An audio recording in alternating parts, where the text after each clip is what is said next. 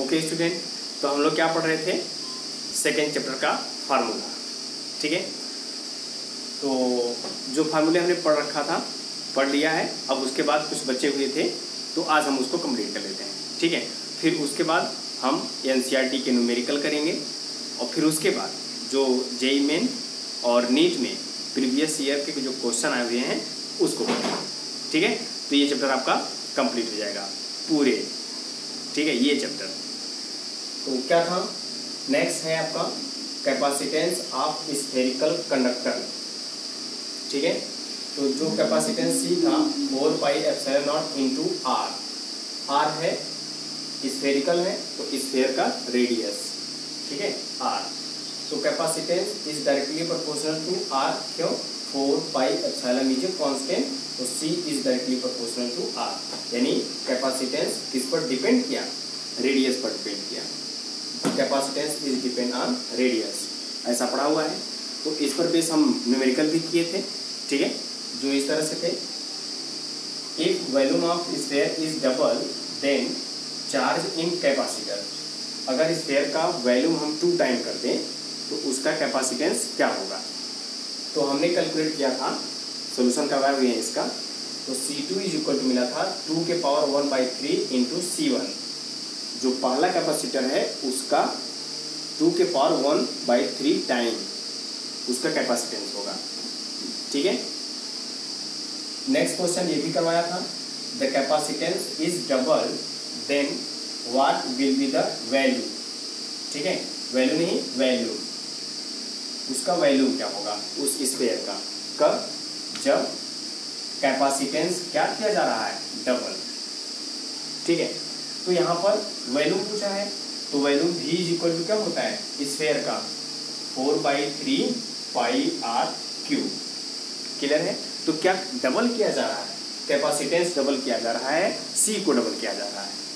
तो अभी हमने क्या पढ़ा, c is directly proportional to r। तो ये कांस्टेंट है, ये कांस्टेंट है, तो v is directly proportional to r³, v is directly proportional to c³। r और c क्या है, डायरेक्टली प्रोपोर्शनल है। तो जो कैपेसिटेंस हुआ है डबल, तो यहाँ पर 2 रखोगे तो v is directly proportional to c के पावर 3 यानी 8 टाइम मिलेगा। ठीक है, ये 8 टाइम। सेकेंड क्वेश्चन का, नेक्स्ट क्वेश्चन क्या है, find the capacitance of earth. Earth का कैपेसिटेंस कैलकुलेट करिए। तो अर्थ का कैपेसिटेंस कैलकुलेट करने का यही फार्मूला है,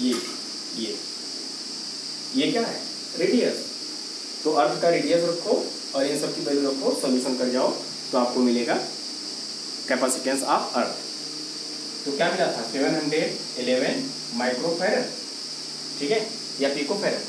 ठीक है, इस तरह से मिला था आपका ये माइक्रोफैरड।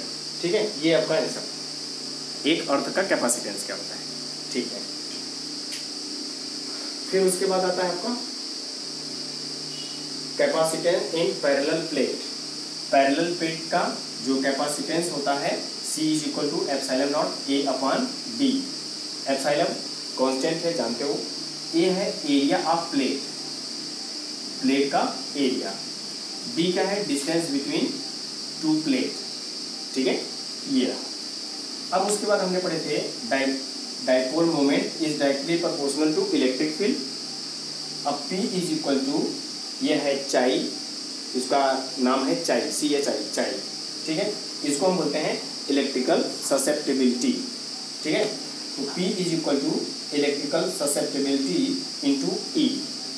ठीक है, ये है electrical susceptibility. Okay, dielectric constant K। ठीक है, इसको भी पढ़ा था। E0 ओरिजिनल इलेक्ट्रिक फील्ड है, E in induced electric field है और E नेट इलेक्ट्रिक फील्ड है। तो एक इलेक्ट्रिक फील्ड है E0 ओरिजिनल इलेक्ट्रिक फील्ड है। अगर उसमें हम डाई इलेक्ट्रिक रखते हैं, ये रहा, 1 सेकेंड, ये इलेक्ट्रिक फील्ड है। ठीक है, इसमें हमने कोई डाई इलेक्ट्रिक रखा तो क्या होगा, ये पोलराइज होगा, ये माइनस और ये प्लस, पोलराइज हो गया। अब ये पोलराइज होने की वजह से ये एक फील्ड बनाएगा, इलेक्ट्रिक फील्ड। इसी को बोलेंगे induced electric field. Original electric field induced electric field, ठीक है, दोनों का resultant E naught minus E induce यानी original minus initial electric field equal to net electric field. तो net electric field is equal to original electric field minus induced electric field, और original electric field net electric field का जो ratio होता है इसी को बोलते हैं डाइइलेक्ट्रिक कांस्टेंट। तो डाइइलेक्ट्रिक क्या है, एक कांस्टेंट है। Original electric field induced electric field, तो कोई यूनिट कोई डायमेंशन, आंसर है नो। ये फिजिकल क्वांटिटी जो है सेम है, इसलिए नो यूनिट नो डायमेंशन। ये है डाइइलेक्ट्रिक कांस्टेंट, ठीक है। इफ डाइइलेक्ट्रिक इन कैपेसिटर, अगर किसी कैपेसिटर में हम डाई इलेक्ट्रिक रखते हैं यानी इंसुलेटर रखते हैं, तो उसकी जो कैपेसिटी होती है, कैपेसिटेंस होती है, वह इंक्रीज होती है या डिक्रीज होती है ना। तो हमने पढ़ा था C dash is equal to K epsilon A upon D, ये था, ठीक है। तो हमने देखा कि ये जो है ये epsilon not A upon D इसके इक्वल है, तो आंसर है ये कैपेसिटेंस के इक्वल है।